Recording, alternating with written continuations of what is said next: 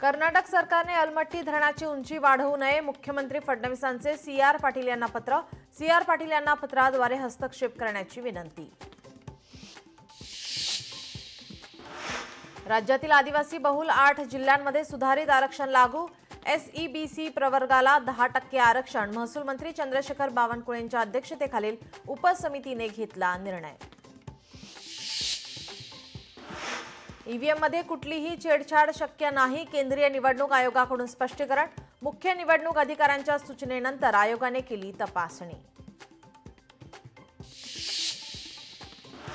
बिहारच्या पाटणामध्ये नर्सच्या 2 मुलांना जिवंत जाळले. गुन्हेगारांनी घरात घुसून नर्सच्या 2 मुलांना जिवंत जाळले.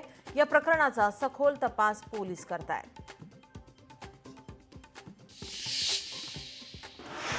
गणेश मंडळांना मोठा दिलासा. मंडपासाठी खड्डा खणल्यावर 2000 रुपये शुल्क आकारणार.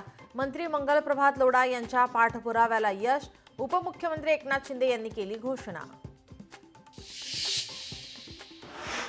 बीडमध्ये विवाहित महिलेला मारहाण करत अत्याचार. पोलीस अधिकाऱ्याने बंदुकीचा धाक दाखवत केला विवाहितेवर अत्याचार.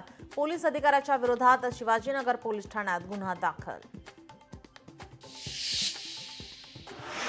भिवंडीत गुन्हे शाखेची कारवाई. 3,75,000चा कफ सिरपचा साठा जप्त. गुन्हे शाखेने दोघांना घेतले ताब्यात. नांदेडमध्ये धर्माबाद शहरामध्ये वानरांचा धुमाकूळ. वानरांचा नागरिकांवर जीवघेणा हल्ला. हल्ल्याची घटना CCTV कॅमेऱ्यामध्ये कैद. वानरांचा बंदोबस्त करण्याची मागणी. राष्ट्र सेविका समितीच्या माजी प्रमुख संचालिका प्रमिलाताई मेढे यांचं निधन. नागपुरात मुख्यमंत्री देवेंद्र फडणवीसांनी घेतलं पार्थिवाचं दर्शन.